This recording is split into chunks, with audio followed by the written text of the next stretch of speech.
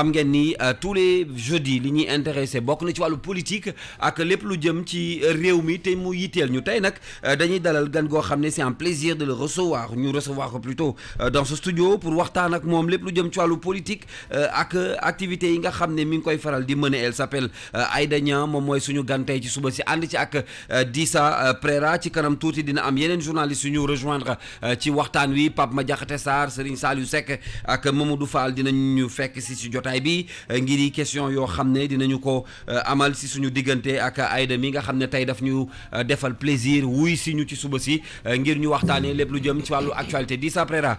di la béggee bu baax grand comme chaque matin ci jotaay bi di la nuyuwaat bu baax. maa ngi lay nuyu Kals di nuyu Adja digital. mais tey blanc bi nga yeewoo de. mais gis nga tey non Adja kii mooy ñëw tey. soxna Aïda tax nga def noonu. Aïda bi ñëw tey xam nga c'est le mois de mars nag. baax na te en plus. c'est vrai que daan nga ñu sañsel mais tey nga gën a sañsel. mais tey anniversaire am la en plus. ah bon. ah oui il faut lui souhaiter joyeux anniversaire. non yow kay xaaral ma woote léegi.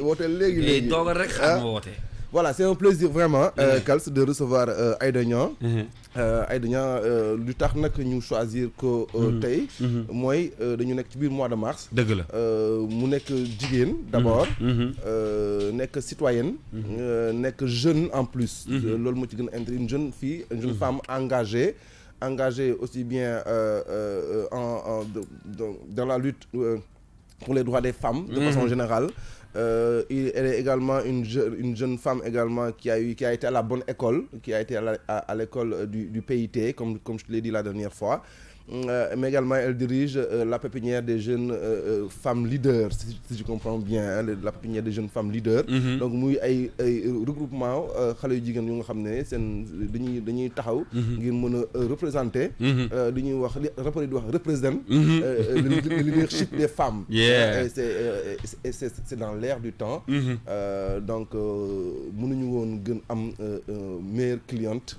que Aïda Niang. waaw raison pour laquelle ñu dalal ko tey ci waxtaan bi Aïda ñi ngi lay dalal bu baax et puis am plaisir kontaan lool ci wuyu si bi nga xam ne wuyu si nga ñu ko tey ci suba si. merci maa ngi leen di remercier ci invitation bi. merci Dissa pour la présentation. jërëjëf alors tey nag ni ñu ko waxee balaa ñuy tàmbali jotaay bi peut-être ñi ngi koy def depuis 1er mars mooy rendre hommage jigéen ñi nga xam ne ay jàmbaar lañu te nekk ci réew mi bu ñu nekkee ci mois bu mel ni mois de mars le 8 mars précisément ñu ciy sargal jigéen ñi sa xel ci lan lay dem. waaw sama xel ci li muy njëkkee dem di Kals mooy femmes yi li ñu xeex ba ñu yegg fi aujourd'hui tey. évaluation bi naka lañ leen war a rendre hommage parce que souvent lutte femmes yi ni ñu koy interpréter ak ñoom li ñu def je pense que bokkul parce que depuis des années en arrière yàgg na femmes yi dañu mës a taxaw mës a xeex li nga xam ne mooy seen droit. Et loolu c'est important bu 8 mars su ñëwee ñu koy rappeler aussi ni que xeex bi jeexul parce qu'il reste des choses à parfaire donc loolu la ñu journée bi di rappeler. Voilà Aïda xeex bi jeexul excusez-moi journée bi dina leen rappeler lu bari mais le combat des femmes Aïda quand même mën nañu au Sénégal nañu commencé déjà fii quand même tey boo ko doon quantifier c'est peut-être difficile mais am na ay avancées yu bari. am na ay avancées yu bari quand même. am na ay avancées yu bari la loi sur la parité déjà ci avancées yi la ci y a une dizaine d'années derrière. loi bi ñu mujjee voté assemblée pour les violences yi ñu def jigéen ñi la criminalisation du viol. Et y a d'autres yoo xam ni tey parce que les femmes ñi ngi liggéey sur l'autonomisation naka la ñuy def ba jigéen ñi am seen ak yelleef naka la ñuy def. ba nga xam ne dootuñu tàllal seen loxo donc on peut dire que liggéey bi avancé na ci lu bëri. avancé na ci bëri liggéey bi avancé na mais teewul jigéen ñi boo xoolee Sénégal que ce soit les femmes rurales ou bien les femmes qui vivent en milieu urbain jafe-jafe yi ñu ngi fi ba tey au quotidien. On parle beaucoup de violence dernièrement am na yu bëri yu ñu jot a dégg avant ñu yegg ci yooyu am na yeneen violence yu nga xam ne mu ngi fii de façon sournoise te gis nañu que la plupart du temps ci yi gën a visible la ñuy focus. tey ci yooyu noonu lan moo ci sa gis-gis harcèlement yeeg violence économique ak genre yu mel noonu bëri na ci dëkk bi ba tey. waaw en fait violence yi pour man bëri na catégorie. mais yi gën a doy waar mooy violence psychologique bi. parce qu'on voit que Sénégal tey c'est les victimes que l'on prend en fait victimes yi la ñuy jël def leen ay coupables. tey quand on parle de viol la première chose bi nit ñi di laaj mooy loo fa doon wuti loo def. donc loolu rek ñun violence bi ñuy def victime bi donc il faut que ñu continuer la sensibilisation. Essayer de les permettre ñuy am le courage de dénoncer. Parce que am na ñu bëri peut-être li ñuy dégg ñuy naan dóor na rey na day fekk mu yegg ci un niveau boo xam ni mënatuñu dellu ginnaaw ba nga xam ni day flagrant. Mais ñi ngi dund lu ko gën a metti moo tax aujourd'hui la campagne c'est de dire il faut que nit ñi dénoncer ñu def une sensibilisation ñu sensibiliser tamit nit ñi que c'est pas parce que nit ki sol na yëre que obligatoirement ku ko song en réalité am na circonstance atténuante. Donc ñun ci loolu la ñuy liggéey. Beneen mbir bi mooy sur les limites mooy l'éducation le maintien des filles à l'école. Parce que gis nañ ni loolu aujourd'hui problème la parce que jigéen ñi bu ñu demee ba yegg à un certain niveau mariage day taxaw bu mariage taxawee des fois du ñu mën a continuer seen jàng du ñu mën a aller ba ambition yi ñu am. Donc yooyu ñooy les difficultés yi ñuy jànkonteel. Yeneen difficultés yi mooy différence salariale bi. Parce que tey góor ak jigéen dinañ bokk diplôme bokk liggéey bi ñuy def mais bu fay jotee en fait li ñuy fay ku góor ki duñ ko fay ku jigéen ki loolu aussi violence la. Et c'est basé sur le genre moo tax ñun li ñuy bëgg yegg mooy ñu ne on est tous des êtres humains et qu'il y ait benn traitement boo xam ne égalitaire la entre les hommes et les femmes. entre les hommes Pape Sarr di am encore une fois mbégte ànd ak yow ci plateau bi ce matin Pape Sarr Aïda Niam Ngom ma bàyyi la ak moom tuuti. waaw ngeen di wax ci pàcc bi nga xam ne moom la ñu jagleel jigéen ñi ak mois bi nga xam ne daanaka ñoom lañ ko jagleel yaa ngi évoqué léegi avancé yi nga xam ne war nañu ci dem jëm ci àq ak yelleefu jigéen ñi boobaak léegi am na lu ñu ci def yow rythme bi nga xam ne ci la avancé yi di demee nan nga ko gisee yéex na gaaw na wala digg doomi na. Man je pense que yéex na parce que on est au 21e siècle et Sénégal dañu am beaucoup de pesanteur culturelle bu ñu fi indi question de femme question d'égalité nit ñi dañ koy jël ci cadre religion alors que c'est deux choses différentes parce que la religion elle est tellement privée que ku ci nekk ak ni nga ko war a dundee ak ni nga ko bëgg dundee mais avancé yi def na et moi plus on sera sur le terrain plus les revendications ñu koy teg plus yaakaar na il y aura assez de pression pour que en fait jéego yu ñu mën ko atteindre maintenant lu mel ni criminalisation viol loolu avancée majeure la boo xam ne mënuñu def lenn lu dul rafetlu ko et lu dul wax que puisque la loi elle a été votée que kii yi ñu daan yi ñu appliqué ko de manière urgente. Justement criminalisation loi bi gis nañ fan yi UMS ak yeneen kuréel yoo xam ne jug nañu di am jiixi jaaxa ci applicabilité li nga xam ne mooy loi bo criminalisation viol ak la ñu ca teg ni ay frein la ci mën a doon wala imperfection yu nekk ci loi bi yow nag nga gisee débat boobu. Waaw comme que ñun on dit qu'on est des humains et humain moom il n'est pas du tout parfait comme on le dit chaque chose bu ñu demee ba yegg ci nañ xool nuñ koy parfaire mais cela ne remet pas en cause loi bi parce que sinon bu ñu ci indi rek ñu bëri dañuy foog ni loi bi benn arme la boo xam jigéen ñi dañ koy jël contre góor ñi non dañ koy jël contre les hommes pervers loolu il faut mu leer képp koo xam ne tu n'as rien à te reprocher waroo mën a ragal loi bi maintenant comme on le dit les réformes ils sont à parfaire maintenant puisque UMS je pense c'est le terme adéquat ak ñeneen ñi ngay wax ñi ngi tirer la sonnette d'alarme il faut que ñu toogandoo autour de la table xool ci yan fànn la ñuy mën a en fait appliquer loi bi. D'accord man xëy na di ngeen waxtaanee ak moom ci jigéen ñi. li ma jot a gëstu ci tuuti ci moom ci wàllu politique ak li mu xam ci li ci réew mi fa laa bëgg a duggee tuuti. Aïda dañu gis ni Sénégal politique dafay nekk loo xam ne day actuel à chaque fois c'est-à-dire bu ñu waxul ci nguur gi ñu ngi wax ci opposants yi wala sax des fois li ñu faral di gis léegi mooy journalistes yi jóg ñoom di àddu soit ñu def ko ci ay livres wala ñu def ay sorties à ton avis actualité wala tolluwaayu politique Sénégal naka nga ko gisee par rapport aux hommes politiques ndax dañ ci am ay jéego wala dañ ci dellu ginnaaw. Aux hommes politiques déjà ni nga ko waxee rek exclure nga ñu. Non je veux dire en général. ci doxalinu réew avec grand H. Voilà merci grand H hommes et femmes à l'intérieur. Voilà naka nga ko gisee dañ ci am ay jéego wala dañ ci dellu ginnaaw ci wàllu politique. Pour man en fait que ce soit l'opposition ak le pouvoir fait que li ma gis mooy dañuy juger très rapidement alors que les gens ils s'engagent pour changer les choses man je pense que mi ngi dem ak rythme am en plus quel que soit jéego yu ñuy teg day dem avec le rythme de la population sénégalaise donc pour man mi ngi ci téléphone bi voilà am na téléphone bu may dégg foofu ci micro bi c'est ça voilà du man du yow aca voilà def naa Aïda la woon voilà c'est bon aca waaw donc man loolu laa ci xalaat. d'accord oui dis ça. waaw avant ñuy continuer. man maa ngi woon ci politique bi dinañ ci ñëwaat parce que non c'est important dinañ ci ñëwaat parce que dinañ defaat beneen lecture. mais damay je reviens un peu sur les dernières actualités concernant les violences faites aux femmes. Il y a eu Mariam Diagne de Thiès. Il y a eu l'affaire Diop Iseg pour ne pas le citer pour ne pas le nommer. tey coow lu bari na. ci ñaari cas yooyu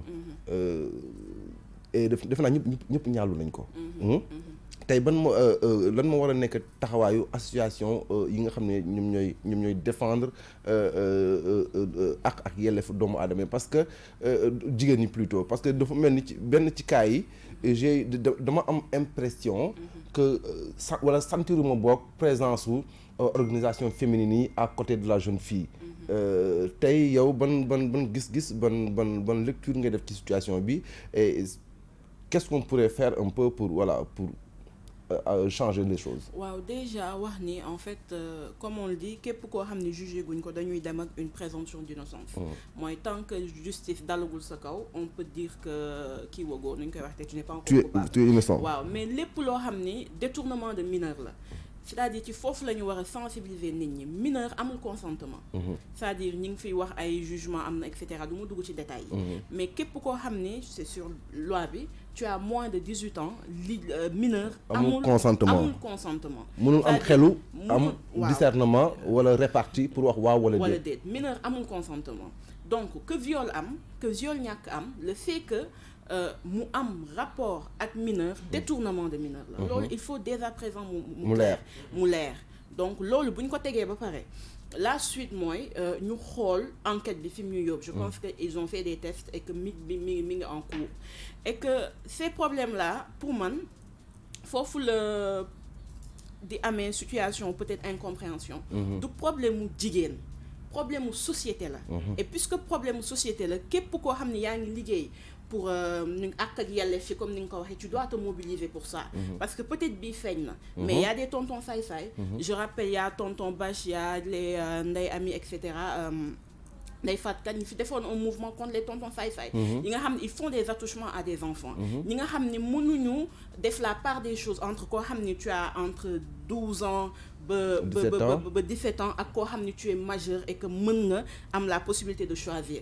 et discours bi ñuy mener ça fait que koo xam ni rek tu es victime de ce genre de choses là dootoo am fitu ñëw ne am na lu ñu ma def parce que tu t'attends à ce que en réalité nit ñi def ni yow yaay coupable. Bon discours. Discours xale bi dafa wow bët dafa lii loolu c'est un autre débat c'est un débat moralisateur. Mais avant ñuy ñëw ci li nga xam ne xale bi moom la def. nañu wax li nga xam ne un vieux de 60 ans osé na ko def. Parce que quelqu'un qui a 60 ans avec une fille de 17-16 ans tu as 3 fois son âge. Donc tu dois avoir beaucoup plus de retenue que cette fille-là. Maintenant, le débat moralisateur, là, je pense que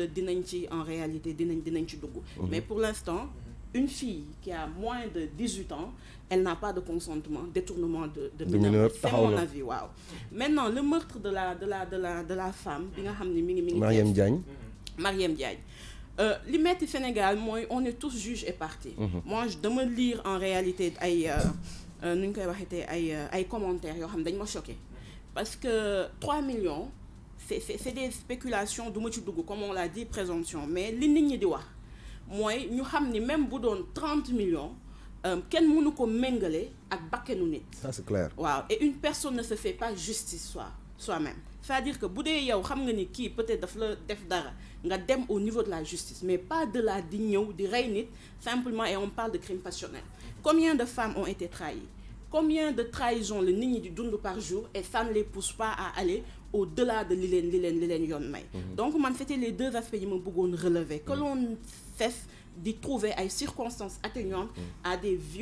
violeurs entre guillemets à des meurtriers ak koo xam ni day détourner mineur parce que ci cas bi la ñu mën a sensibiliser nit ñi ñu xam ni koo xam ni tu as moins de 18 ans sa bët lu mu la xool na xool keneen. Donc ça c'est mooy premier aspect bi. Tout à fait yaa ngi wax léegi li nga xam ne moo jëm ci aspect débat moralisateur bi. Justement fait de société la ñëpp xam nañu ko gis koo xam ne daanaka mat na la doom wala des fois sax ñu dégg xale bu am 3 ans koo xam ne kii yéeg ci kawam daanaka mën na ko mat bàyyi wala maam sax est-ce que finalement débat moralisateur boobu du fa ñu war a jëm ngir créer solution bu ñu gisee ne quand même situation bi dafa dem ba dégradation mœurs am na ci góor ñi comme ci jigéen ñi ni nga waxee tonton saay-saay d'un autre côté peut-être d'autres diront qu'il y a des tata saay-saay yoo xam ne également dañuy jël ay xale yu góor di leen yàkkataay wala di leen def yeneen yu ni mel est-ce que finalement la vraie solution ne se trouve pas dans le débat moralisateur maanaam dégradation des mœurs bi ci aspect sociétal bi ñu tëbbee foofu. waaw man fi may waxee ci le débat moralisateur mooy ñu mën a def distinguo entre une victime et un coupable. C'est-à-dire que y a des tontons faay-faay, y a des tatas faay-faay, y a des mêmes tontons faay-faay qui touchent des enfants, je veux dire les talibés, qui sont tout le temps victimes de ça. Donc loolu c'est clair. Mais fi ma indee débat moralisateur bi mooy que tout le temps ñuy bàyyi di trouver des circonstances atténuantes à des malfaiteurs. loolu déjà buñ ko bàyyee. débat bi ñu teg ko sereinement. ñu xool nu ñuy sensibiliser nit ñi parce que y a des victimes yoo xam ne des fois bu ñuy lire certains commentaires elles s'y retrouvent. mais mësuñu leen jox courage ñu wax et après elles se disent waaw ok yàlla suturaal na ma ba waxuma. beneen bi mooy dañuy accuser la famille. et y a beaucoup de familles yoo xam ne dañuy régler des fois genre conflit yooyu ci tonton yi wax ndax sutura. mais xam naa ni ñu ci bëri duñu rendre compte que même bu ñu doxee sutura boobu am na ay kii psychologique yoo xam ne dina waaw ay séquelles yoo xam ne dina def ci xale bi wala ci loolu donc moo tax sutura bi c'est important je veux dire c'est ci ni Sénégal taxawee la mais ñuy bàyyi xel la victime xam ni elle n'est et elle ne peut jamais être coupable. Déjà loolu bu ñu ko régler ce serait important. Maintenant nag bu ñu dépasser acte boobu. ñu poser les jalons. Les premiers jalons bi mooy comment faire pour sensibiliser les gens. Comment faire pour que xaalis bañ a doon aujourd'hui li nga xam ne mooy doon moteuru lépp. nga xam ne ñu ci bëri naka naa jekk et cetera. qu'on pose les questions de mbaraan mais dans un autre contexte. pas dans un contexte de meurtre wala contexte de détournement de mineurs. man loolu je trouve que bu ñu ko ciy teg rek day fausser le débat et ça ne mène nulle part. waaw excusez-moi. day fausser le débat ça ne mène nulle part mais damay ñëwaat de façon générale gis nga Aïda. ci 10 dernières années wala 15 dernières années on s'est rendu compte que kii wax na ko sànq que dafa mel ni suñu société bi dafay gën di dégradé wu. am nañu ay garde-fous yu ñu def. avant sax loi sur la criminalisation du viol. Ce qui est bien. Est-ce que loi bi jàpp nga ne que réellement. dina am ay njeexital parce que fondamentalement am na ci yenn dëkk yoo xam ne xëy na def nañu loi yu mel noonu mais est-ce que loi je veux dire criminaliser l'affaire peut être la seule solution peut-être accompagnée de la sensibilisation peut-être la seule solution pour éradiquer ou bien atténuer ce fléau comme je ne dirais pas la seule solution mais mooy la solution bi nga xam ne aujourd'hui moom la ñu gisagum le temps que ñu koy def parce que je dois rappeler que y a des pays peut-être qui sont beaucoup plus avancés en termes de criminalisation par exemple je donne un exemple boo demee je pense c'est France su ma juumoon chaque jour il y a une femme qui meurt ak ay violences faites aux femmes par rapport aux violences faites aux femmes donc foofu sax éradiquer wuñ ko mais ci man mën na am benn aspect dissuasif c'est-à-dire que boo xamee ni tey boo reyee nit liñ nar a teg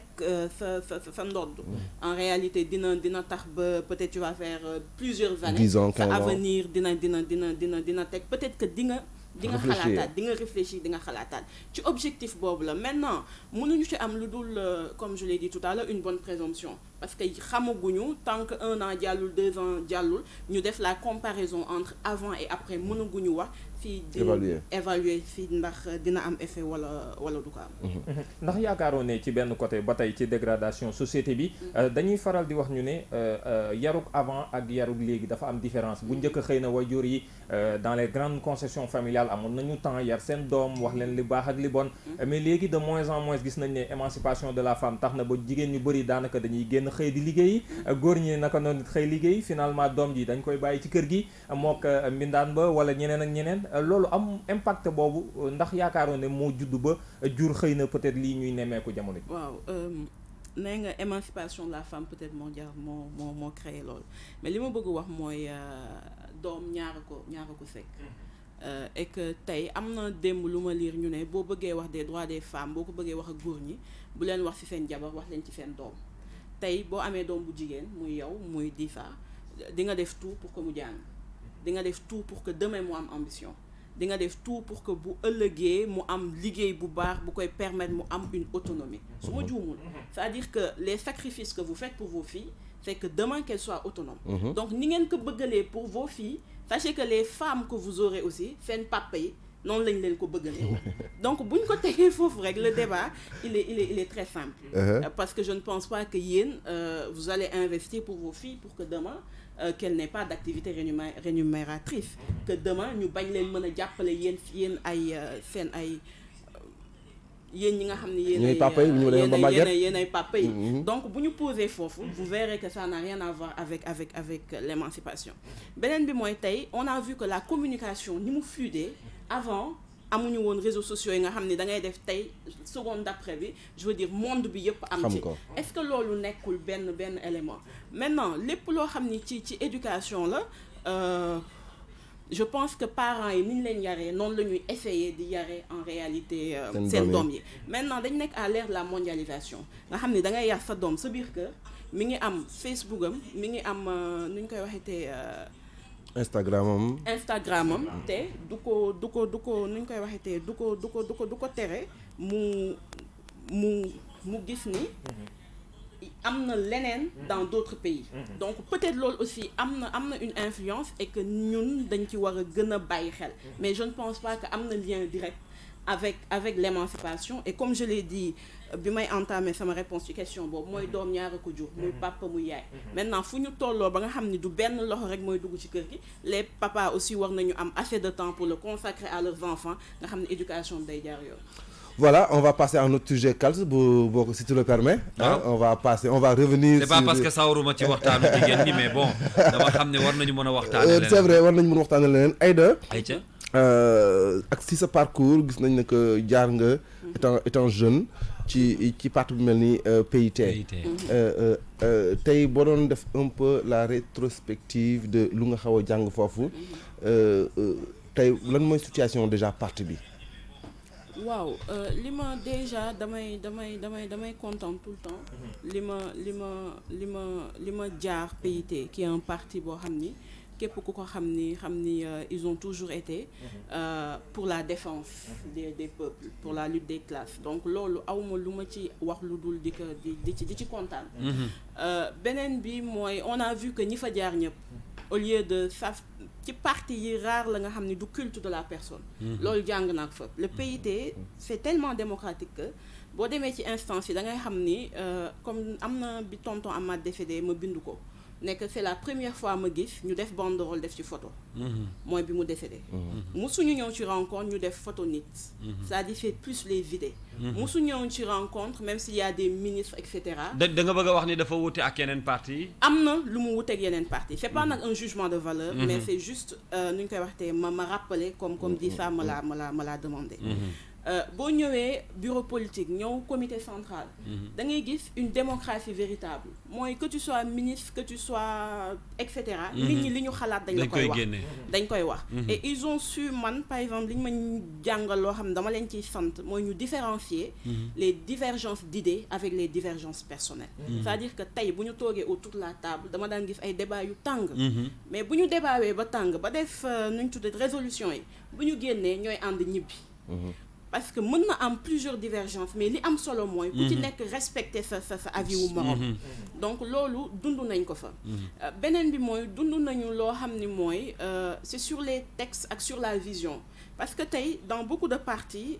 peut-être loolu laa leen di reprocher l'idéologie nekku fi mooy lan la ñu bëggal askan bi c'est plutôt un discours populiste wax nga may buzz def lii mais ils sont tellement structurés que bu ñuy def seen résolution yi bu génnee da ngay xam ni ñii am na fu ñu ko teg nañ ko te y a pas une déclaration bu ñuy def boo xam ne du ñu génnee ci monde paysan bi mooy ñi nga xam ne ñoo gën a sore du ñu génnee sur l'actualité du ñu génnee sur les propositions yoo xam ne dinañ ko daan def sur le gouvernement wala les critiques à faire donc man loolu laa ci jàpp gis ni aussi le secrétaire général bi nga xam ni moo fi nekk actuellement comme avant parce que après tonton Amad y a eu tonton Maguette Thiam et aujourd'hui le ministre Samba Sy qu'il est en train en fait de faire un travail ci nu ñuy taxawalaatee parti bi parce que beaucoup dañuy xalaat ni kon nangu ngeen ni parti bi am na ay fu mu sooxee waaw am na fu mu sooxee fi mu sooxee mooy xam nga tey nit ñi boo demul ci parti boo xam ni wóor na la ni suba ñu nommé le ministre wala wóor na la ni suba nga am une visibilité duñ ci sawar alors que PIT c'est un don de soi du culte de soi c'est-à-dire que tant que amoo nu ñu koy waxatee xalaatu ni que je dois me sacrifier pour le pays boo fa demee tu perds ton temps bu dee da nga bëgg dem donc intéressé wul yenn politiciens yi nga xam ne seen intérêt rek moo leen fa mënu leen intéressé et on voit que de plus en plus nit ñi li leen intéressé mooy lu leen may buzz lu feesal seen poche alors que fële je pense que ça fait aujourd'hui partie des rares partis politiques boo xam ne les gens cotisent donc c'est ça la différence est-ce que tey ak configuration politique bi parti politique bi fii ci réew mi ak ni ñuy doxee ndax jàpp nga ne ces partis là qu'on appelle bien sûr autrement parti de gauche PIT entre autres ndax am nañ avenir mën nañu dund mën nañu résister face à cette nouvelle configuration. Je pense que mën nañ ko bu dee on sensibilise assez les jeunes pour leur montrer le parcours. Moi je me rappelle li ma taxoon adhérer dans le PIT moi j'ai vu j'avais participé à une rencontre boo xam ni parce que moi mon père était du PIT mais dama détesté woon parti boobu parce que mon père je le voyais pas souvent donc je me disais que ñoo ko sàcc mais quand j'ai participé à une réunion où j'ai vu des vieux qui ont fait la clandestinité qui ont été torturés ñi nga xam ni en fait bu ñuy wax da ngay xam ni lenn intéressé woon lu dul le Sénégal lu dul le changement et ça m'a poussé à adhérer ça n'avait rien à voir avec lui à me dire que peut-être mën nañu changer mbir mi bu dee teg nañu suñ tànk ñoom fi ñu ko teg donc si les gens on les sensibilise beaucoup et que ñu xam en réalité lan la parti bi def lan la sacrifier parce que foofu la peut-être seen problème nekk parce que autant ils ne sont pas à la recherche du buzz bi nga xam ni tey mooy tax nit ñi xam la autant les gens les mettent de côté peut-être foofu la problème bi nekkee parce qu'ils sont beaucoup plus intéressés à l'avancement aux propositions qu'ils peuvent faire. Justement est-ce que ñu ngi mettre en devant ndaw ñi parce que dans la plupart de ces partis yi ngay wax gis nañ ne toujours boo ñëwee seen rencontre daanaka bu ma pour bañ a def xayma dama naan les 3/4 ay mag lañu. c'est vrai loolu moom mënuma ko bañ. beneen question peut-être bi ma am bu ndaw mu am jëm toujours ci PIT avant ñu gën a xuus ci politique actualité Aïda mooy le communisme aujourd'hui dans le monde on sait que depuis la chute du mur de Berlin les choses ont un peu changé am na ñuy résister ba léegi Chine mu ngi résister ba léegi xëy na benn parti Poutine xëy na sax xaw ma ndax moom il se dit social-démocrate je pense c'est comme ça qui se nomme parce que sànq junj nga waxu idéologie on sait qu'au Sénégal maintenant les partis ne mettent pas en avant les idéologies parce que fondamentalement on se rend compte que ça capte pas peut-être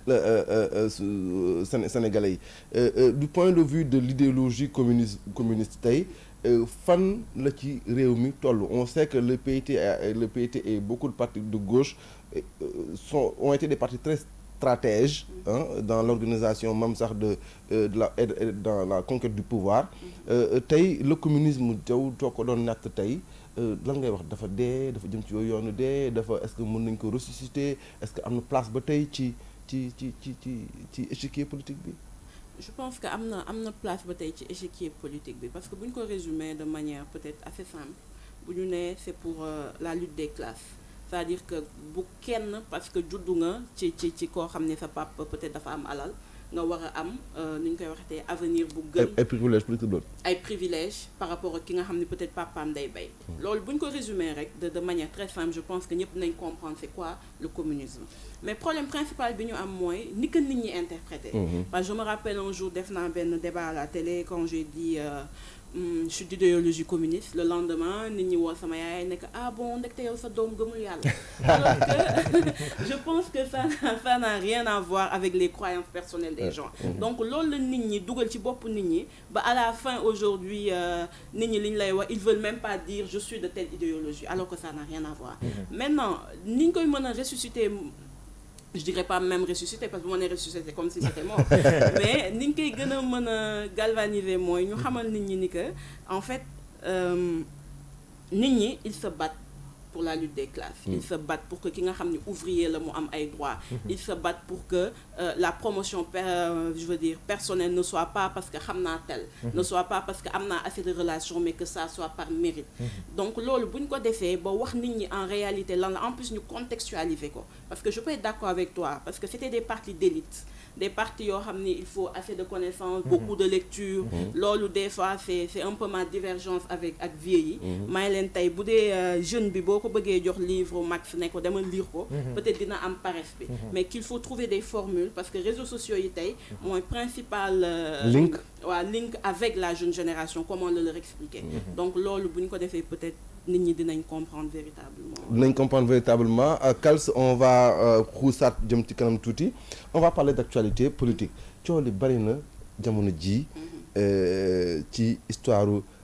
deuxième mandat ak troisième mandat ak premier mandat fii lay yem ak fii du yem ak xam nga man tax je m'y perds parce que puisque je ne suis pas juriste je m'y connais pas Aïda yow d'abord. finalement daal da nga naan mandat bi rek. mandat bi waaw waxu mandat bi. loo xalaat ci mandat bi ci principe dans le principe. yow ban gis-gis nga ci am dans le principe. Bon dans le principe man déjà j'ai mis mon cerveau en veille. Non comment ça. Non parce que le débat du mandat xalaataguma ko parce qu'on vient de nu ñu koy waxee. on vient d'entamer deuxième et dernier mandat. Donc ay possibilité où il y aura un troisième etc. Parce que moi personnellement je me suis battue contre Wade quand il a voulu dire je fais un mandat. Donc les principes ils restent nu ñu koy waxee non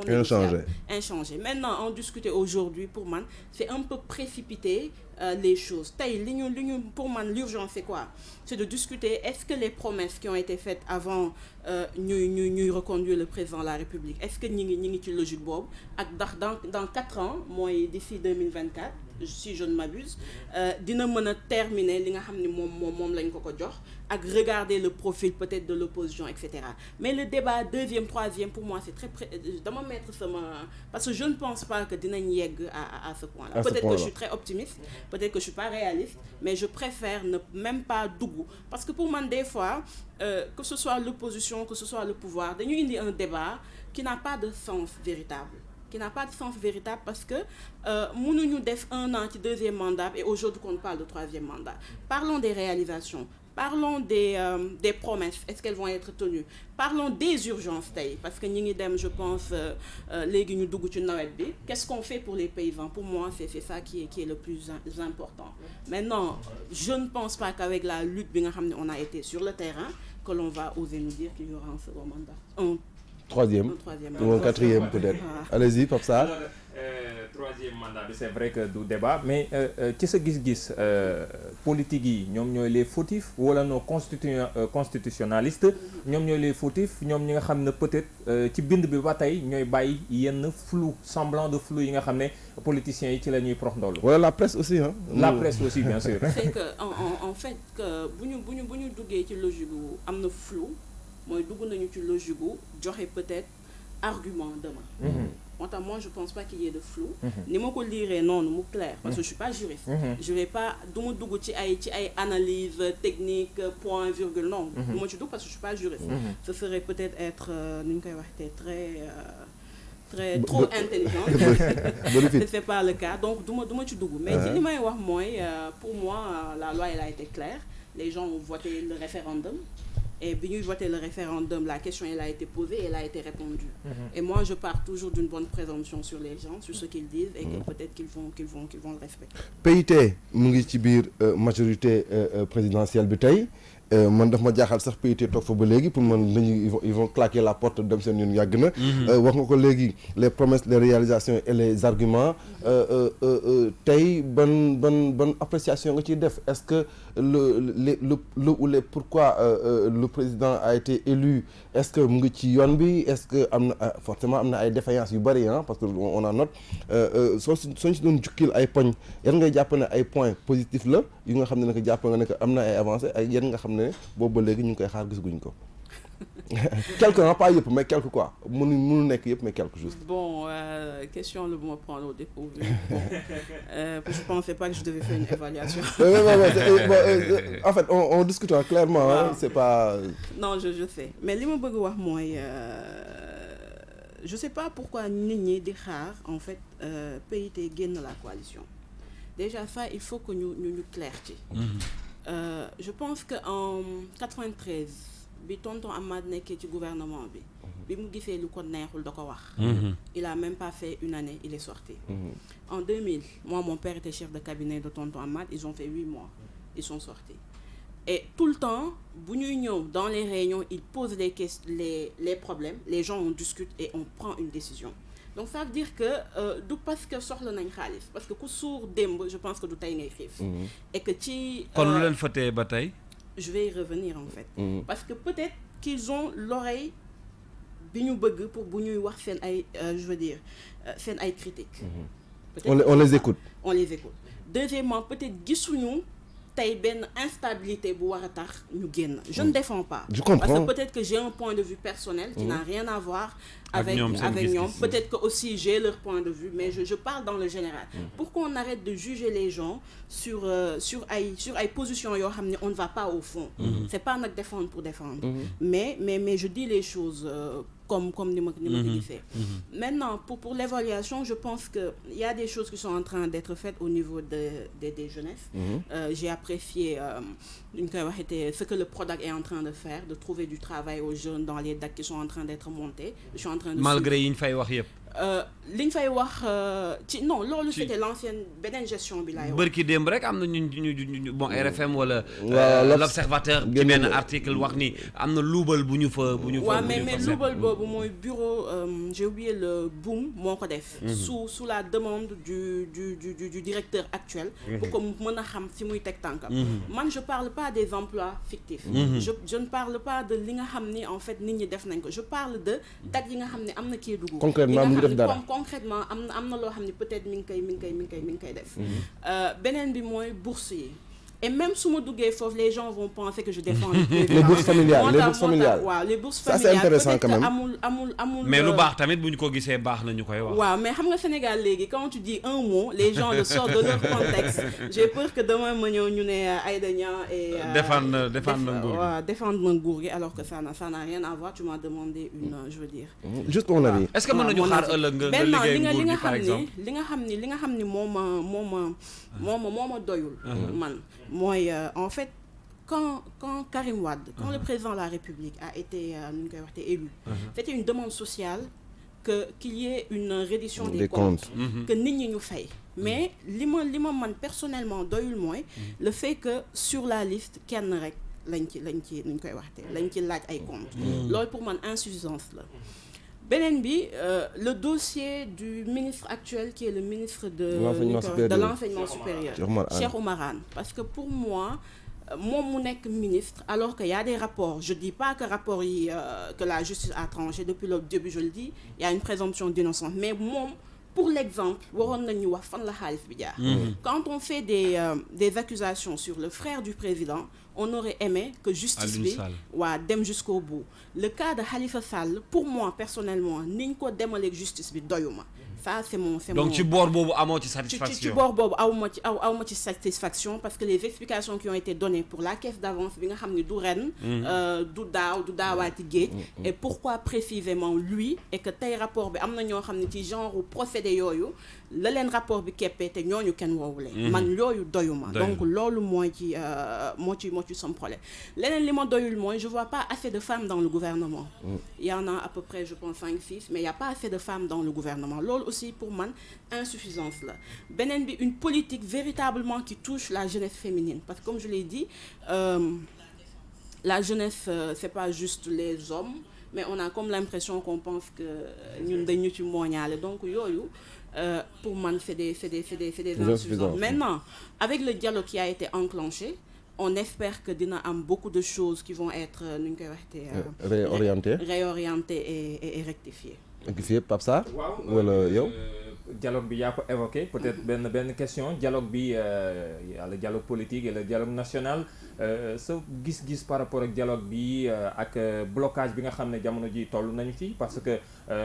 pouvoir bi ak opposition bi am na ci poñ yoo xam ne déggoowuñu ci ñu bëri sax ci ñoom ñi faree en tout cas ci beneen boor bi nee nañu il ne jaratul ñuy toog di ci waxtaan muy mbirum Khalifa Sall bi nga tudd mbirum Karim Wade bi nga xam ne évoqué nga ko ak yi nga xam ne moom moo jëm ci article 80 arrêté Ousmane Ngom entre autres ces points de blocage là ndax jàpp nga ni war na mën a doon point de blocage ba tax ñi nekkee ci majorité bi bañ ko bañ boobu ba blocage am ci dialogue bi daal di tasaaroo na. waaw xam nga wax naa ko ci sama man bëgguma am impression que je connais tout ku ci nekk peut-être am nga assez d'arguments pour peut-être indi blocage ñeneen ñi pour bañ parce que comme on le dit du pour rien ñu ne opposition ne pouvoir chacun se bat en fait pour ses intérêts et aussi mënuñu nekk tout le temps ci éternel ñun ñëpp ñu d'accord mënul nekk parce que sinon day doon une pensée unique loolu c'est pas intéressant dans une république très démocratique donc mënuñu def lu dul wax ni on espère que dinañ ko mën a lever et que dinañ trouver benn point de consensus pour que lépp jaar yoon balaa ñuy yegg ñuy continuer yow kii maa ngi photo fii rek mel ni def ay surprise waaw Aïda Niang xaw ma Kals en attendant lu ñëwaat ma dóor ko benn question balaa nga koy may benn intermède musical l'affaire Guy Marius Sagna moi personnellement ça m'a pas plu vraiment parce que je suis de ceux qui pensent que les gens se félicitent de sa libération mais moi je dis que warul woon sax dem prison man ça loolu ça c'est sama gis-gis la waxuma nekk ma am raison wala ma am tort pour man tey yow gis naa ne que bokk nga ci ñu bëri ñuy di nga en fait di nga bokk ci combat yu bëri combat citoyen yu bëri tey ban gis-gis ngay am ci d'abord l'histoire de Guy Marius Sagna et le combat généralement mené par la société civile en général. En fait da nga ne le combat mené par la société civile et loolu il faut qu'on rectifie parce que des fois les gens pensent que le combat n'est mené que par la société civile alors que les politiques sont là et qu'ils sont engagés. C'est une vision assez pas très juste ça c'est vrai aussi des hommes politiques. Je pense que Babacar Diop Guy c'est d'abord des hommes politiques avant d'être la société civile. Déjà équivoque boobu ñu lever ko beneen bi mooy ñun on s'est battu avec le M23 pour dire que warul am restriction que war nañu ku ci nekk fi nga bëgg manifester nga dem fa mais pour man y a des combats yoo xam ni dañ ko war a gën a xalaat pour ñu mettre ko en œuvre parce que moi personnellement est-ce que aller au niveau du est-ce que aller au niveau ci palais de la République taxaw ci gris est-ce que am na benn impact véritable ci manifestation bi wala combat bi manifestation ci combat bi parce que dans toute chose il faudrait que bu ñu defee ba yegg fi qu'on fasse une évaluation parce qu'au-delà de Guy, au-delà de Babacar, au-delà de Aïda, au-delà de Kenen, c'est des questions société, c'est des questions qui concernent toute la société. Et c'est pas comme man dem def li etc. mais que l'on pense au demain avec les répercussions. Aux conséquences yi nga xam ni war na ko. Bonne ou mauvaise hein? war na ko mën a en fait engendrer man avis boobu laa ci am. tey gis nañu ne activistes yi ñoo lànk ak ñoom Guy Marius ak Y'en a marre gis nañu seen match yi ñu mujjee def. ak bu ñu ko méngalee ak match yi nga xam ne ñoom ñoo di politiciens yi sur des questions peut-être yoo xam ne moo gën a jege politique purement dit gis nañu ne am na différence activistes yi ñooy gën a mën a mobiliser tey c'est l'échec des politiques ou c'est benn posture la bu activistes yi am boo xam ne xëy na peut-être askan wi ci lañ gën a gis seen bopp ci sa gis-gis. Pour moi benn genre résumé la très très facile en disant que activistes yi gën a mën a mobiliser parce que si je me rappelle bien dans ces mobilisations les politiques sont présents. Et ils mobilisent leurs militants qui viennent.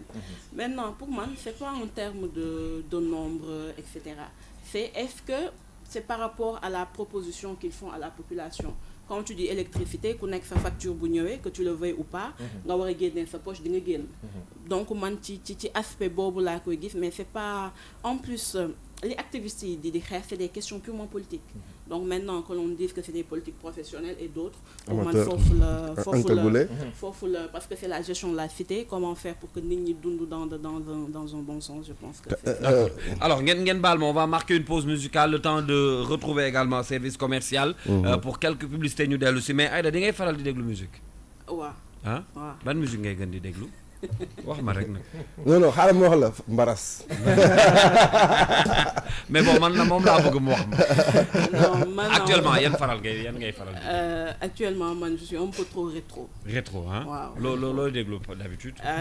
j'aime bien le Ndiaye bu Youssou Ndour. waaw j'aime bien le Dali bu Thione Seck. J'aime bien les anciens de Omar Pène. Je trouve que c'était la bonne musique. Notre invité de ce matin kookoy Aïda Niang moom lañ ci doon bégal bu fekkoon ni nag micro bi tàkk na ba ngeen dégg li mu doon woy ci suuf beneen affaire parce que man déglu naa ko. mais bon dama ko bañoon génnee ci antenne bi mais quand même elle chante bien xaw naa ci mos tuuti. xam nga ci mos tuuti. est-ce que duñ jéem a remixer woy bi sax ma ak yow war na mën a nekk après ñu doog ko may Youssou Ndour alors fàttaliwaat ni que Aïda Niang moom mooy suñu gan ci suba si ñu ngi woon ci wàllu politique ci subaak léegi man question bi ma am pour laaj la ko balaa may bàyyi Pape Madiakhaté ak Dissa ñu yeggali maa ngi la koy bëgg a laaj sànq bi ngay développer un peu ci yi nga xam ne ànd nga ci ak yi nga xam ne àndoo ci tey te nguur gi di ko doxalee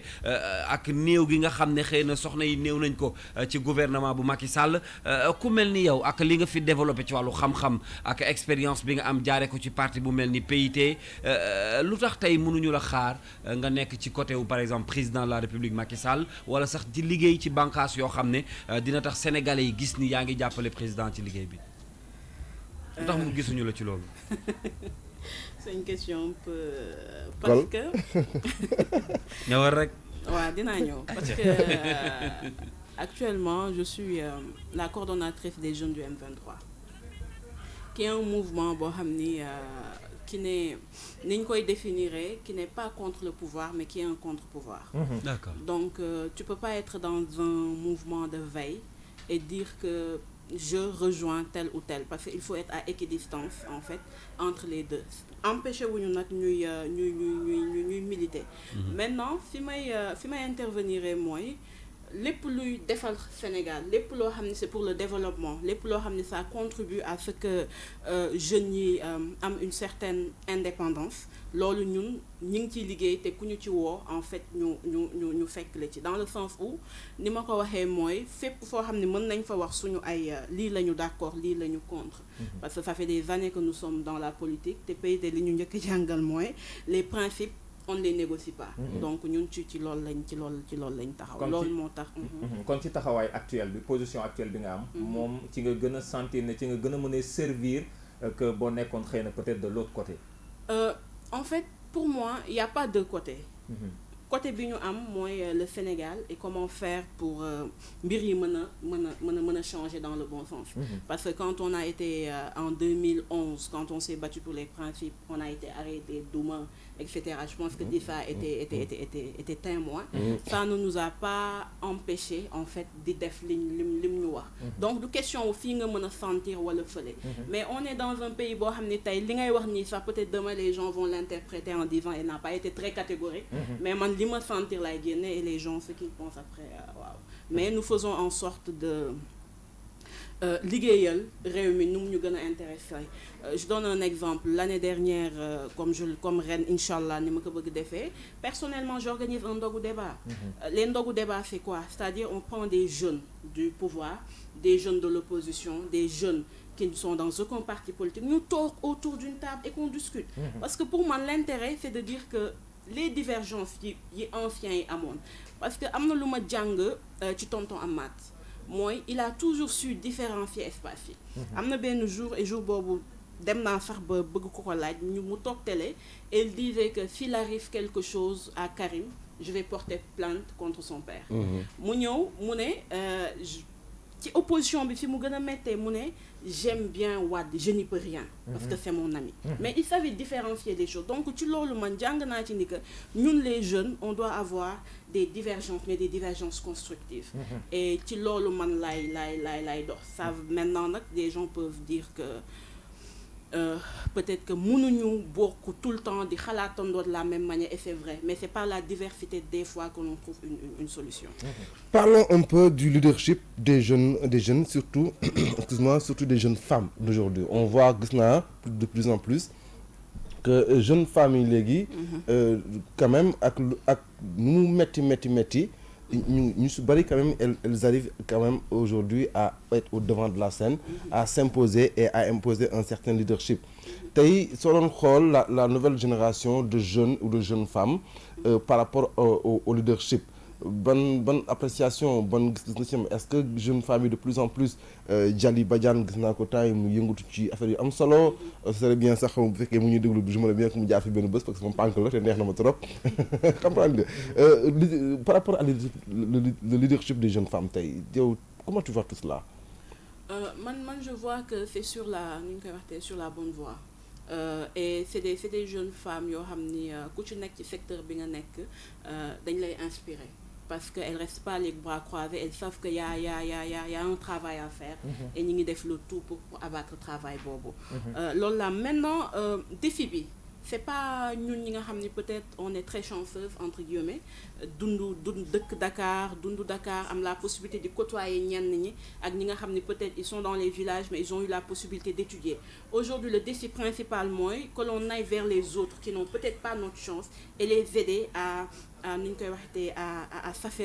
s'affirmer s'affirmer pas dans le sens d'être dans une contradiction mais s'affirmer dans le sens où d'avoir des ambitions et de les mener à bien je pense que c'est dans ce cadre-là que les députés parce que moi je vois des jeunes femmes députées yi nga xam ne tout le temps elles m'inspirent hier j'ai participé à un débat avec Marème Soda qui est la plus jeune députée aujourd'hui de l'Assemblée quand je vois Yaya les participations qu'elle fait Sira Ndiaye Aminata Diaw ça c'est les députés yoo xam ni elles dinañ la. Ce sont des jeunes femmes. waaw ce sont des jeunes femmes ñoom Marie Sow Ndiaye. tu vois que ñii en fait ñi ngi stéréotypes yi ñu leen tegoon ñu ngi koy dindi. Quand tu vois d'un autre côté les Maïmouna Astou Yad les Ndeye Fatou Kane qui a écrit sur le féminisme. Quand tu vois les Diali les Zeyna mënuma leen citer ñoom ñëpp mais je vois que en fait ñi ngi aller au-delà des barrières yi nga xam ni loolu la ñu tegal. Donc ça ne fait que ñu am espoir. Mais fi défi bi di nekk et c'est tout le temps ce que je disais moi ne pas s'asseoir sur la chaise et refuser de céder la place. Aujourd'hui on est jeune moi je fais souvent une critique je le faisais je conjugue au passé aux anciennes femmes en leur disant que vous refusez de quitter vous êtes comme les hommes etc. Mais je me suis rendu compte que ce qui est le plus important c'est le dialogue intergénérationnel. Comment on peut faire pour que chaque génération ku ci nekk jàng en fait ci sa morom et dialogue boobu ñuy instaurer mooy li may wax souvent naka lañ koy mën a instaurer ñun tamit ci suñu ay compatriotes ci suñu ay naataango yi nga xam ni c'est les autres jeunes femmes parce que souvent bu ñu la déggee nga foog ni elles pensent que pour pouvoir avoir des ambitions pour pouvoir il faut nga nekk doctorante moi je crois pas en ça il faut qu'on arrête de les mépriser il faut qu'on arrête de dire que parce que telle elle a un diplôme wala tel moo tax non c'est-à-dire qu'est-ce qu'elles font aujourd'hui une députée comme Moussouli Diakhaté moi elle m'inspire même s'il y a des critiques elle n'est pas obligée de connaître nu ñu koy waxtee de parler le français académique non elle n'est pas obligée mais elle est obligée di dem en tant que députée di jël en réalité lan mooy problème mu ñi ko fal pour mu ñëw di ko indi man je pense que bu ñu defee différence bi foofu rek les gens vont encore beaucoup plus oser être au devant de la scène et beaucoup plus oser en fait être la relève man foofu lay insister et la pépinière des jeunes filles aide à ça c'est-à-dire à ce qu'on puisse s'affirmer dans des cadres mixtes parce que pour moi aujourd'hui c'est bien qu'il y ait une jeunesse féminine qu'il y ait des mouvements de femmes mais je me rappelle quand j'ai été responsable des jeunes du PIT il était rare de voir une jeune femme responsable d'une structure mixte des fois moi daan dem rajo wala fenn su ma ne Aïda Niang day na jeunesse féminine PIT alors que c'est pas le cas dans les AIC comment faire pour que les jeunes femmes puissent avoir une place comment faire pour que au-delà des AIC qu'il y ait des structures yoo xam ni tey bu ñu ñëwee c'est des jeunes femmes j'ai vu Thérèse, elle était responsable d'une jeunesse d'un parti politique. Quand je vois Néné Tall, qui est une jeune femme, ministre de la jeunesse pour la première fois dans l'histoire du Sénégal, je veux dire qu'am na ay avancé. Mais combat principal du moins, que l'on sache que la jeunesse n'a pas de sexe déterminé. Qu'il y a des jeunes hommes, qu'il y a des jeunes femmes, et qu'on puisse faire des politiques en fait prendre en compte. Hier, c'est ce que je disais, dans les mairies, toutes les subventions, dans la majorité des cas, c'est la subvention des ASC, associations sociaux, il faut dire sportives et culturelles. Maintenant, on voit que Djigeni Ben qui règle l'organisation. Comment faire pour repenser ça? Comment faire pour que moi, si je ne suis pas intéressée par le sport, qu'il y ait des subventions, qu'il y ait une fille qui veut faire de la coiffure, qui veut être entrepreneur, naka lañ leen di prendre en charge? Parce que faut aussi avoir un problème. Parce que des fois, dans les mairies, même quand on dépose on privilégie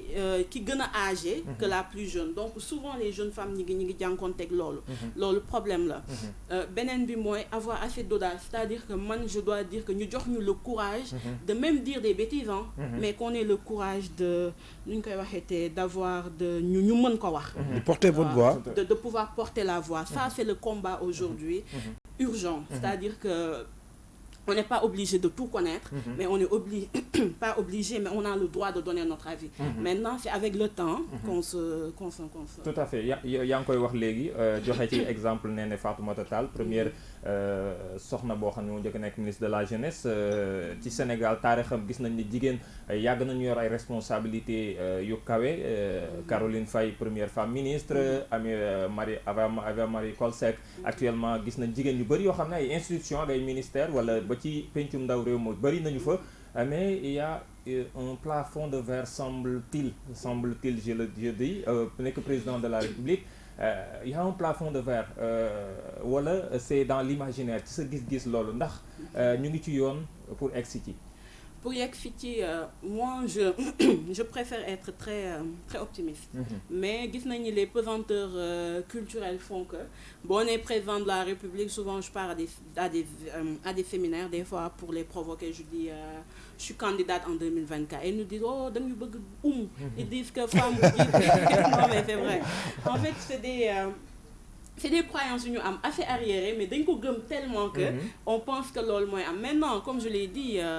les réformes ne se font pas en une journée. On a réussi à avoir la loi sur la parité. Maintenant, comment faire pour la parfaire? Comment faire pour que, parce que beaucoup ont des problèmes aux compétences, et comme je le disais, les hommes ne sont pas plus compétents que les femmes, même si la question de la compétence dit une règle. Comment faire pour améliorer l'autre? Comment faire pour sensibiliser les gens, leur dire qu'avant que Aïda soit une fille, avant que Difa soit un homme, on est tous des êtres humains et on a le droit de dire je veux. Et tu l'as ligué et aussi ça prend du temps. Nous disons dès à présent quand nous sommes formés, góor ak jigéen nekk ak moom, parce que souvent ce qu'on dit mais jigéen ñi jàppale leen tel jigéen pour mu nekk président. Je dis que non, une femme présidente de la République, elle n'est pas la présidente des femmes, elle est la présidente de toute la population sénégalaise. Parce que je pense que le président Senghor, Abdou Diouf, Wade et Macky Sall actuellement, ils ne sont pas les présidents des hommes, ils sont les présidents de la République, de la population sénégalaise. Donc comment faire pour déconstruire l'idée boobu ñu am loolu mooy véritable défi bi. Maintenant nag c'est un travail de longue haleine, parce que moi j'ai vu que peut-être suñu papa yi suñu grand-père ils étaient beaucoup plus ouverts d'esprit. Aujourd'hui la société elle est beaucoup plus je dirais pas conservatrice, c'est pas du mot exact, mais ñoo gën a réticent, ñoo gën a lool, et malheureusement c'est la jeune génération qui ne comprend pas qu'on est au 21e siècle et que nous avons, nous jeunes femmes, le droit d'avoir des ambitions. Est-ce que nos candidats yi ñu jotoon am peut-être ak seen profil ak ni ñu campagne peut-être qu'ils n'ont pas très convaincu moo xëy na peut-être xaw a wàññiwaat. On a eu Mariam Wanli, hein? Mariam Wanli, on a eu Amsatou Sow Sidibé, on a eu Diouma Dieng Diakhaté entre autres. Est-ce que du xëy na peut-être profil yooyu ak peut-être xëy na moo xaw a peut-être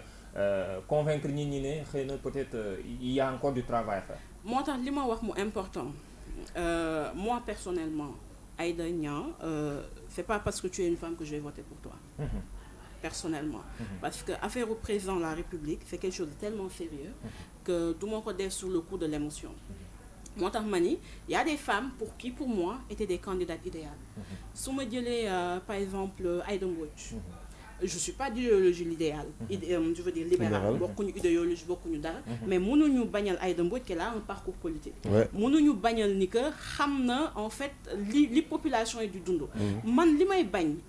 bu ñu jëlee Aïssata Tall Sall aujourd'hui quels que soient les reproches qu'on peut lui faire Aïssata a eu un parcours politique tey Aminata Mbengue Ndiaye en tant que Haut Conseil des collectivités territoriales Aminata elle est pas sortie de nulle part am na fu mu jaar tey man li may bañ mooy les femmes qui n'ont participé à aucune lutte parce que y a la lutte pour les droits des femmes il y a la lutte pour la société sénégalaise dem ne jàng naa am naa samay diplôme ñëw leen fal leen ma et ki nga xam ne amuñu benn nu ñu koy waxtee benn lien direct avec la population damay joxe benn anecdote il y a eu en je sais plus c'est quelle année je pense c'était en 2013 su ma juum 2013-2012 ñu waroon def congrès jeunes PIT yi may dem dans les régions pour en fait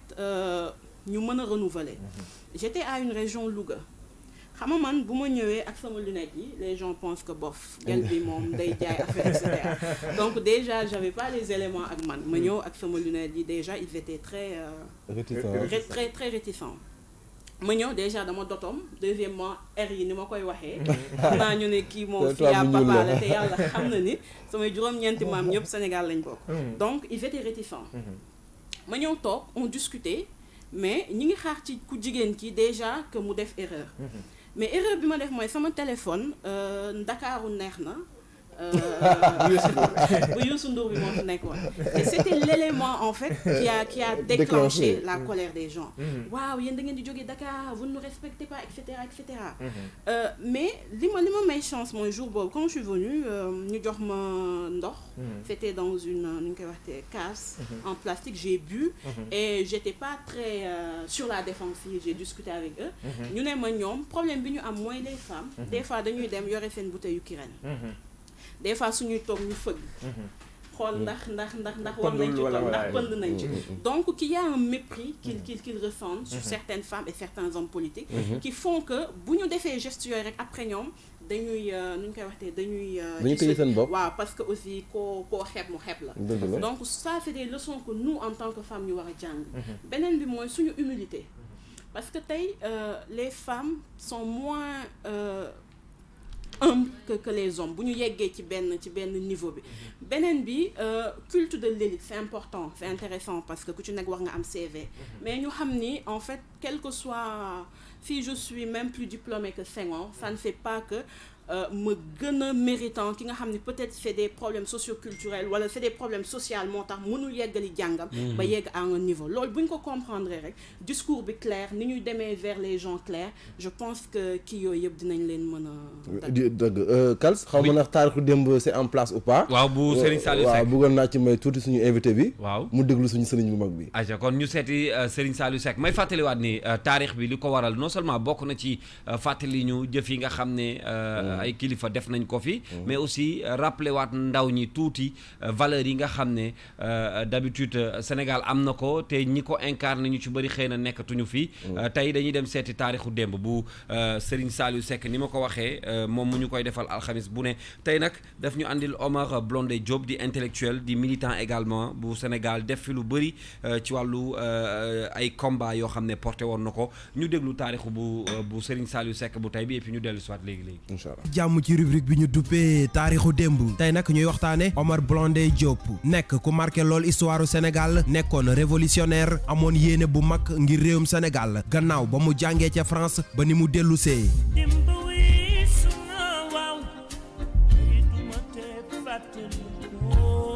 Omar Blondin Diop moo ngi juddu fukki fan ak juróom-ñett ci weeru septembre atum 1946 ca Niamey nekk réewum Niger waaye nag loolu terewul ni ay waajuram yépp fii nii ci réewum Sénégal la ñu dëkk loolu sax moo waral xeexam yépp lu jëmale woon réewum Sénégal kanam rek moo ko taxoon a jukk ndaw la woon lu xarañ lool ci wàllum njàng firnde li moo di dafa réussiroon concours bi ko dugal ca école normale supérieure de Saint-Claude nekkoon école boo xam ne si képp ku xarañul doo fa jàngee firnde li moo di école boobu ki fi nekkoon jiitu réewum Sénégal di Léopold Sédar Senghor defoon na concours ba ngir dugg fa waaye mujjewu ko réussir laata muy nekk normalien Oumar Blondin Diop secondaire am ca lycée Louis le Grand ba nekk ca Paris la ko defee li tax nag ñu gën koo ràññee moo di jamono yi muy jànge ca école normale supérieure de Saint-Cloud étudiant doomu Afrique ya fa nekkoon moo leen doon jiite ci bépp revendication bu ñu doon amal waaye nag lépp ci xam-xam la ko doon tekk ci noonu sax la ko njiitu réew mi fi nekkoon ci jamono yooju di Léopold Sédar Senghor daal di ràññee tegee ko woon bët tàmbali ko bàyyi xel demoon na sax ba doon ko wax phrase boo xam ne si daanaka ñëpp dañ koy waxe ba léegi di naan ko Oumar Blondin Diop le normalien de Saint-Cloud ce que Senghor ne fit jamais xalaatu Senghor bi nag du ko nax benn yoon ndax Oumar Blondin Diop bi mu paree jàngam dafa ñibbisi ci réewum Sénégal daal di tàmbalee jaamaarloo ko nguuram ndax dane politique bi fi Léopold Sédar Senghor teg français yi ñoo ko digal ngir di fi nekk buur di fi nekk bumi te li ko gënoon a metti te mënu ko woon a wanaasu moo di ne président Léopold Sédar Senghor doomu France bi mu jëloon def ko mu nekk ministre intérieur di Jean Collin ndax Oumar Blondin Diop dafa gisoon ni ci moom rek la réewu France doon jaare ngir di def ci Sénégal lépp li ñu bëgg loolu waraloon Oumar Blondin Diop daal di ànd ak ay ndaw yu mel ni moom tàmbalee xeex ak nguur gi fa nekkoon atum 1970 bi Georges Pompidou waree ñëwee Sénégal Senghor doon defaraat dëkk bi ngir tertu ko ci la ñoom Oumar Blondin Diop meree ba futu tax ñu demoon ca ministère des travaux publics daal di koy taal dem tamit ca centre culturel français taal ko ngir wane ni kontaanuñu benn yoon ci tubaab bi fi war a ñëw ci noonu ci lañ tegee loxo ay naataangoom fekk booba Oumar Blondin Diop daal di nay dem utali réewum Mali bi nu ko xamalee ni teg nañ loxo gaay yi mu àndaloon ci la dellu seewaat ci réewum Sénégal moom it ñu teg ko loxo atte ko tëj ko ñetti ati kaso yóbbu ko ca kaso ba nekk ca Gorée doon ko toppee atteinte à la sûreté de l'État di tekki ne dafa doon yëngal nguur waaye nag ca kaso boobee benn at rek la fay mujjee def ndax dafay mujjee faatu li ko andi nag moo di ne ñoom ñi ñu teewoon ca biir kaso ba nekk ca Gorée bés bu nekk 15 minutes di fukki minutes ak juróom rek la ñuy am pause bésu fukki fan ak benn ci weeru mai atum 1973 di 11 mai 1973 Jean Collin nekk ministre intérieur dem ca kaso ba nekk ca Gorée ne dafay seeti Oumar Blondin Diop fekk booba mu joti xibaar ne waa ji daf faa ñëw ngir bëgg ko corrompre génne ko kaso ngir mu ànd ak ñoom jàppale leen waaye nag Oumar Blondin Diop bés boobu dafa lànk ne 15 minutes yi leen di may sax ñuy am pause moom du ko génn lépp ngir bañ a gisee ak Jean Collin ci noonu la ministre bi joxee ndigal takk der yi ngir ñu forcer ko andil ko jaamaarloo yu ndaw yooyu doxoon seen diggante ndax Oumar Blondin Diop dafa lànk ne du gisanteek Jean Collin ci lan mujjee amee ci moom ay xibaar tax ñu bëri jàpp ni ca noonu ci la ñàkkee bakkanam loolu lépp ci bésub 11 mai 1973 la amoon waaye nag nguurug Senghor ci jamono yooyu li ñu xamal askan wi moo di ne Oumar Blondin Diop dafa pendre boppam maanaam dafa xaru nekk kàddu yoo xam ne si mësul nekk dëgg nekkit tâche boo xam ne ba fii dafa topp nguurug Léopold Sédar Senghor taarixu démb fii lañ ci yam ak yéen ba beneen yoon ci beneen kàngam. jërëjëf di ko gërëm bu baax Serigne Saliou Seck ci taarixu démb am na solo lool jàngat bi nga xam ne def nañ ko ci peut-être quelques commentaires Pape Madiakhaté Dissa Prera ak Aïda Oumar Blondin Diop jàng naa ci moom lu bëri. Je sais que bokk na ci ñi nga xam ne ñu doon xeex réellement lu ñu jàppoon ne que moom la Sénégal waroon def mooy indépendance parce que ñooñu dañu bokkoon ci. Il faut dire que c'était des jeunes en ce moment-là, c'était des jeunes quand même qui venaient de finir leurs études en Europe et qui n'étaient pas d'accord avec le régime de Senghor. Je vous dis, jeunes yu mel noonu on les retrouve ba tey jii xëy na que période yi ñoo changé y a pas eu que Oumar Blondin Diop bu nga xam ne que tëj nañ ko ci kaso mu jaaree fa génn àdduna y a eu beaucoup d'autres de sa génération yoo xam ne également quand même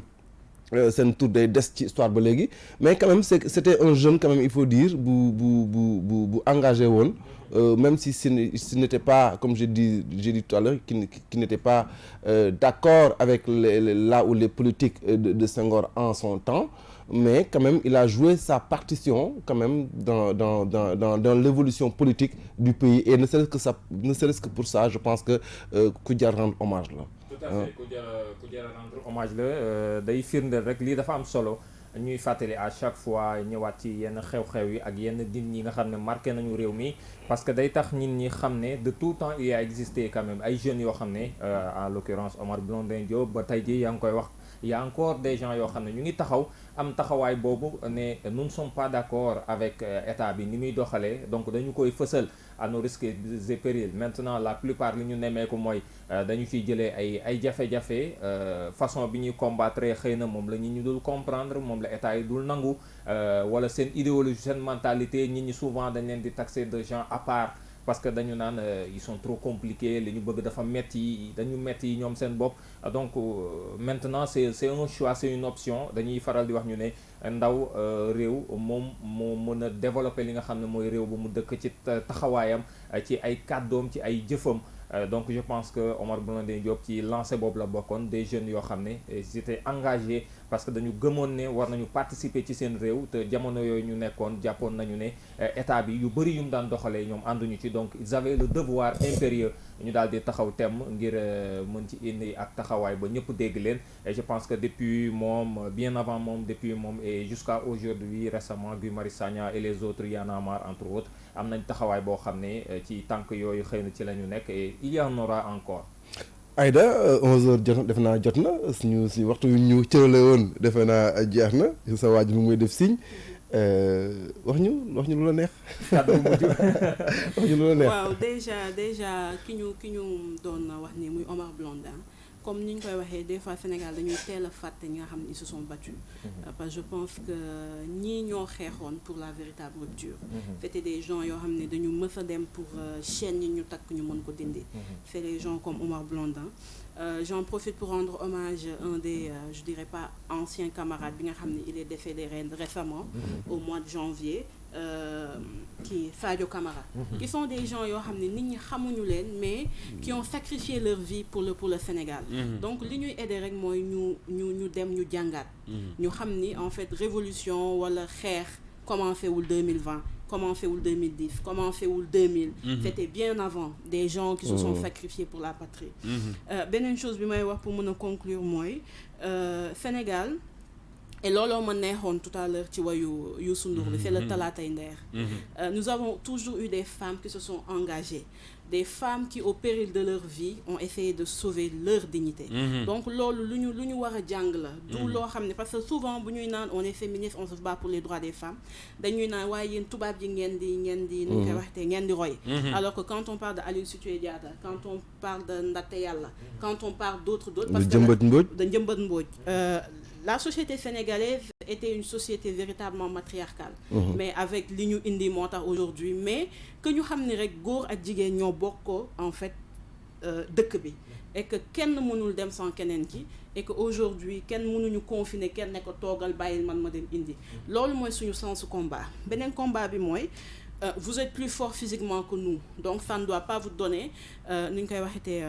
le droit de nous frapper ou de faire des abus donc loolu ñu xam ko beneen bi mooy la lutte elle continue et qu'on n'est pas on n'est pas tout le temps plus fort que vous de yéen saa yi képp la foo xam ne nga xam ne sa doole bi dina jëriñ dara gën la tàng laa donc que combat bi mi ngi continuer et que le 8 mars c'était la journée pour la lutte des droits des femmes ren mënuñu ko woon célébrer mais que l'évaluation puisse être faite et que lépp lu ñuy def daal ñu xam fu ñu koy teg man loolu moo doon sama dernier d'accord mot. man message bi ma bëggoon mu génn ci yow ñu déglu la attentivement jëm ci feebar bi nga xam ne lëmbe na àddina bi ba ci Sénégal est-ce que vous avez un message à lancer surtout ci jigéen ñi ak xale yi nga xam ne xëy na ñoom la ñuy moytuloo ni ko ministre bi waxee ak waa ministère de la santé jël seen ay matukaay ci sellal seen loxo yi di raxasu est-ce que vous avez vraiment un message à l'endroit des Sénégalais? waaw message bi may wax mooy que li ñuy wax pour la prévention ñu koy def parce que sur les réseaux sociaux am na beaucoup de nu ñu koy waxtee beaucoup d'informations yu doon jàll genre nit ku ñuul moo gën a dëgër tubaab et cetera dalagul nit ku ñuul et on a vu que récemment je pense que démb la qu'un Sénégalais c'était hier qu'un Sénégalais est porteur du virus donc ñu xam ni mi ngi suñu dëkk bi et que ñu def ndànk maytu joxante loxo bi maytu nu ñu koy waxtee di raxas suñu loxo ñu gën a set ñu gën a topp prévention bi en plus ku ñu gis ni am na nu ñu koy waxtee am na symptômes yi ñu mën ko déclarer parce que Sénégal suñu problème mooy tey nit bu ñëwee dans une journée il peut rencontrer plus de 20 personnes yooyu ku ci nekk rencontrer 20 personnes donc fële ni muy lawee fii bu ñu deful attention fii la nar a gën a gaaw a lawee donc que l'on soit prudent et que ñu xam ni du fort et ni ñu koy waxee mooy on pense souvent que l'enfer c'est les autres mais cette fois-ci l'enfer touche le monde entier et que nañu def ndànk. macha allah message bi am na solo Aïda Niang ñi ngi lay gërëm bu baax on a beaucoup appris ci waxtaan wi jàpp nañ ci lu bëri est-ce que mën nañu xaar aussi bon prochainement sa ay activités yoo xam ne dina jóge ci yow yoo xam ne dinañ ko mën a séntu bientôt. waaw inchallah normalement début mois de mai bi damay defaat inchallah benn ndogu débat où le thème sera réconcilier les jeunes avec la politique. Ce sera aussi l'occasion de prendre des exemples pour les anciens parce que nit ñi ni ñuy gisee politique ak li am bokkul tout le temps dañuy critiquer nit ñi mais c'est important ñu xam ni vision bi ñuy am d'extérieur ak des fois ñoom lu ñuy dund du benn et bu ñu nee réconcilier les jeunes mooy tey koo ne politique la rek nee nga tee un vendu etc. alors que gëm-gëm fi mu nekkoon mi ngi fa ba tey et tant que les jeunes ne s'engagent pas il y aura pas de changement mais aussi engagement désintéressé parce que koo xam ne da nga bëgg loo def sa poche il faut aller apprendre chercher un travail la politique c'est un don de soi kon li ñuy wax naan xale yi waruñu engagé wu ci politique loolu teguwul ci yoon parce que si on est 65% de la population sénégalaise les jeunes qui ont moins de 35 ans j'en fais partie donc ñun ñooy en fait la majorité donc suñu kàddu war nañ ko mën a dégg am na ñuy naan tout ce qui se fait pour moi sans moi et contre moi mais pour que cela puisse se faire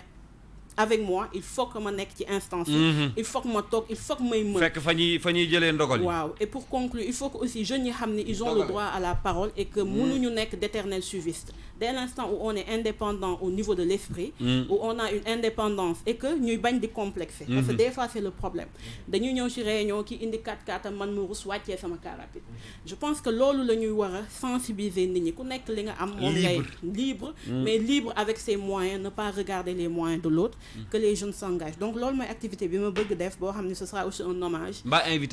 invité naa leen à tonton Amath qui est décédé récemment et qu'on doit rendre hommage parce que c'est un homme et j'en profite qui s'est sacrifié pour le peuple qui s'est sacrifié pour le pays et qui n'est pas très bien connu mais qu'on doit véritablement rendre hommage parce que bu alternance amee 2000 c'est grâce à lui bu amee 2012 c'est grâce à lui et on doit s'inspirer de son désintéressement. D'accord balaa ngay tàggatoo ak ñun dama am lu ma la bëgg a dégluloo waat rek ñu doog a ñëw yëkkati jotaay bi ngeen baal ma rek Pape Madiakhaté ak Dissa Préra. kenn la ci magu politique sénégalais Amath Dansokho mooy turam le 13 janvier 1937 la gane ci àddina nekkoon na fi secrétaire général bu parti bi di PIT parti de l'indépendance et du travail jot naa nekk itamit ministre de l'urbanisme et du logement atum 1991 ba 1995 mairie bu Kédougou tamit mës na koo jiite 2012 nag ba léegi conseiller spécial du président du Sénégal également président honoraire ci parti bi di PIT. Je suis un militant qui a son rang dans le parti PIT. Mais comme chez nous, le parti n'appartient pas à son dirigeant, mais c'est une organisation d'hommes libres en quête de plus de liberté. Dans notre parti, il n'y a pas de chef. Amath Dansokho nekkoon na fi ci parti de l'indépendance de l'Afrique 1957 ba 1959 laata muy dem biti réew toog fa ab diir 1960 ba 1977 1983 lañu ko njëkk tànn ngir mu doon candidat bu PIT ca Assemblée nationale gannaaw ga bi Seydou Cissokho génne àddina Amath Dansokho wuutu ko ci secrétariat général bu parti bi di PIT 1988 ñu réélire ko ca Assemblée nationale en tant que candidat bu parti de l'indépendance et du travail. Je n'ai jamais été candidat en poste de responsabilité dans mon parti. M'a toujours désigné. Maître Abdoulaye Wade nag moo ko fi faloon ministre de l'urbanisme et du travail gannaaw ba mu ko jàppale ci élection 2000 yi at di dem seen diggante di ñagas ba ñu mujjee tàqaliko Amath Dansokho dem bokk ci opposition bi ñu teg ci diir mu lëkkaloo ak Macky Sall ngir tekki ndombal tànk ki fi doonoon président ci yooyee jamono di maître Abdoulaye Wade. Malgré leur défaite, on n'a jamais entendu un quelconque dirigeant du PDS dire qu'il a renoncé à leurs ambitions de rester au pouvoir pour 50 ans. Il ne faut jamais oublier qu'ils ont un trésor de guerre que personne n'a jamais eu en Afrique. 2012, Macky Sall gagné élection présidentielle yi fal Amath Dansokho conseiller spécial du président démb nag ci ngoon la ñu yëkk nouvelle bu tiis bi muy génn ko àddunaam fii ci Dakar Amath Dansokho yàlla na ko yàlla yërëm. jërëjëf Ndeye Maty ñu ngi lay gërëm lii nag ñi ngi ko defoon ba jamono yi nga xam ne ci la Amath Dansokho génnoon àddina loolu la ñuy yëkkatee jotaay bi Aïda merci beaucoup ci wuyu si bi ñu wuyu si tey. waaw ñi ngi lay gërëm bu baax merci Dissa. Merci Kalsa à toi. merci di la gërëm bu baax. On se donne rendez-vous. demain. Demain. jeex na suba ñu ñëwaat. Inch'Allah. ak yow ci chronique bi Pape Madiakhaté demain ce sera 100% sport sama question sànq bi laaj naa ko Serigne Saliou est-ce que li ñu éliminé. Liverpool mën na empêcher Sadio Mané mu jëlaat ballon d'or africain je sais pas trop mais ndax loolu mën naa nekk. da koy yàqal. non ballon d'or bu dee ballon d'or africain mën na ko bañ a yàqal parce que ñi ma ko seekal mook Salah ak Aubameyang. man Salah la mere trop démb en Ligue des Champions. mais rek démb nañ leen mën a. ah oui démb. li booy wax dañ leen def yu fu bandi. waaw loolu leen athlète en fait loolu leen. mais quand même waa ji c'est def des champions. non oui c'est des champions quand même. c'est ça. Atlético même. Affaire à suivre ce sera un débat demain. exactement dinañ ci waxtaan. Merci beaucoup les gars. Merci à tout le monde et bonne journée à Aïda également merci ñu ngi leen di gërëm bu baax a baax.